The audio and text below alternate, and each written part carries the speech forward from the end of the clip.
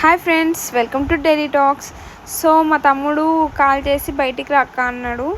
So నేను వెళ్ళానమాట. చిచ్చాస్ అని cafe ఉంటుంది ఇక్కడ మా హాస్టల్ పక్కనే.